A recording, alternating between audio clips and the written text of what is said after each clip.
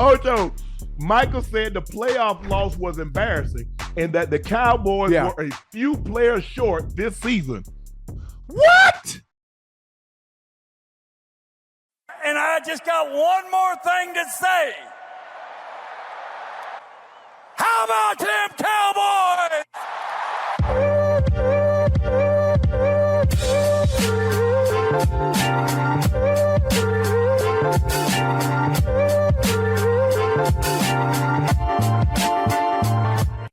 What's going on, Cowboy Nation and Angry Cowboy fans around the world?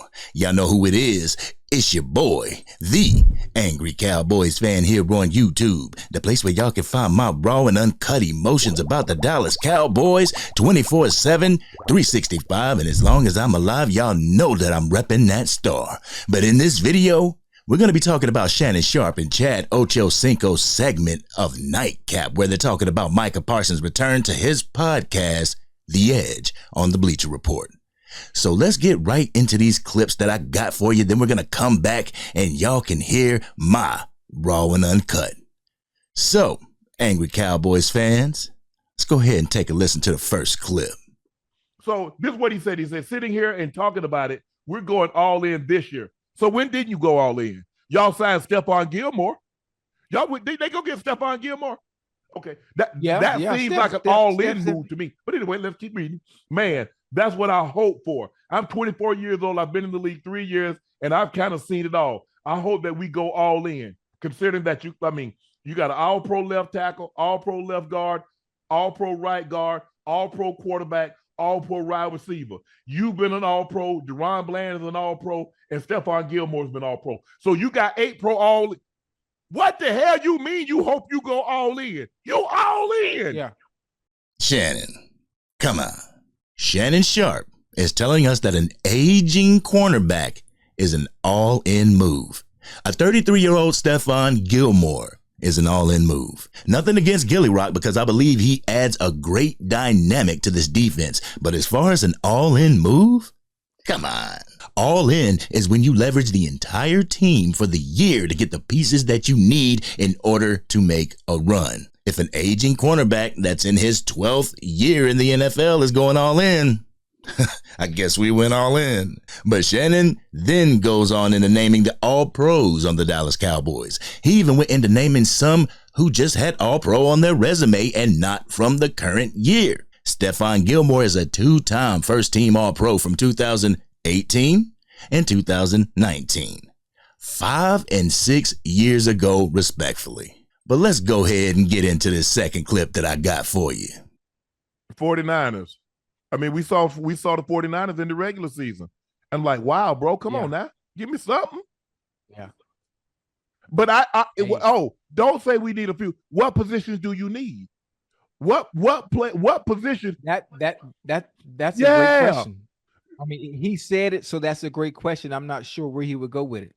I'm not sure where he would go with it. The only position I can think of which would be better for them is the interior. Or maybe even the linebacker position. The interior and the linebacker position. That's the only thing I can think of. Shannon Sharpe is comparing the Dallas Cowboys to the San Francisco 49ers. He even named some players who didn't make the All-Pro this year, but has it in their career. Let's not act like the 49ers don't have All-Pros on their roster as well. Looking at their roster, the San Francisco 49ers have 7 All-Pros this year. Most of these players are in key positions. So let's go ahead and name the All-Pros that the San Francisco 49ers have on their team right now. Deebo Samuel, wide receiver. Christian McCaffrey, running back. Brock Purdy, quarterback. Kyle Juszczyk, fullback. George Kittle, tight end. Brandon Ayuk, wide receiver. Trent Williams, tackle. Nick Bosa, defensive end. Fred Warner, middle linebacker. And Charvarius Ward, defensive back. Do you see how many of their all-pros are crucial pieces to their offense? Shannon Sharpe goes on to ask the question, what position do they need? Allow me to inform you, Unc, assuming that you couldn't see the inefficiencies in our offense and defense this year, it must have been that you were too busy simping up the boss over at ESPN. But the Dallas Cowboys need a running game. A bruiser back to complement Tony Pollard and take some of the load off him. Another threat at the wide receiver position, kind of like Deebo Samuel and Brandon Ayuk. When Leighton Vander Esch went down, we needed a leader on the defensive side of the ball as well as linebackers to help stop the run. Come on, Shannon Sharpe, stop the cap like you didn't see this during the year. But let's go ahead and get into my third clip. Mm-hmm. And that's what, if you look at the 49ers, run the ball. Teams that beat them, they run the ball because they're too light. Yeah. They're playing nickel. Why are you playing nickel with a team that's running the ball? Nickel is basically really a third down defense. Or if a team is in three wides or empty package, but they're not going to run the football. The Packers with Aaron Jones will run the ball. The 49ers with Christian McCaffrey will run the ball. So you playing nickel is foolish. Okay. The third clip answered his question from the second clip. We did not have the personnel to stop the run. We had a 6'3", 205-pound safety in Marquise Bell at our middle linebacker position this year. The Dallas Cowboys were built as a speed defense. You even said it here. They were built for a speed defense to help combat some of the inefficiencies we had on the defensive side of the ball.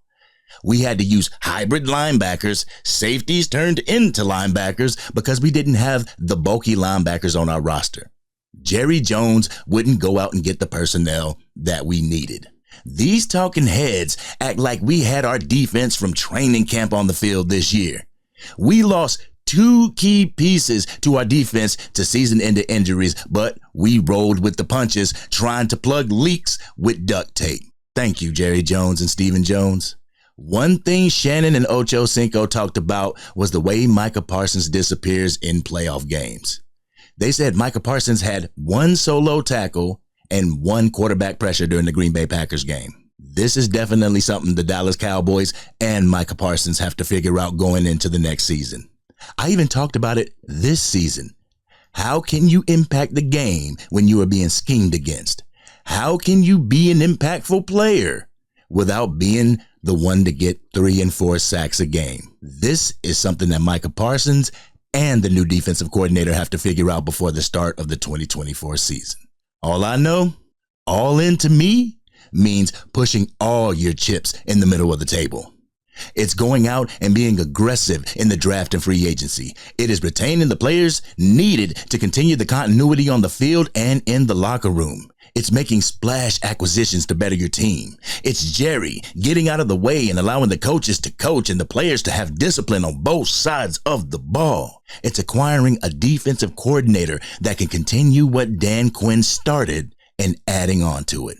All in doesn't mean 1 or 2 moves for an aging or bargain bin player. Shannon Sharpe, I understand why you're on Micah Parsons the way you are, but stop acting like these players should be winning Super Bowls in their 2nd and 3rd year in the league, because if my memory serves me correctly, it took you 7 years to finally win your first Super Bowl with the Broncos. This has been your boy, the Angry Cowboys Fan.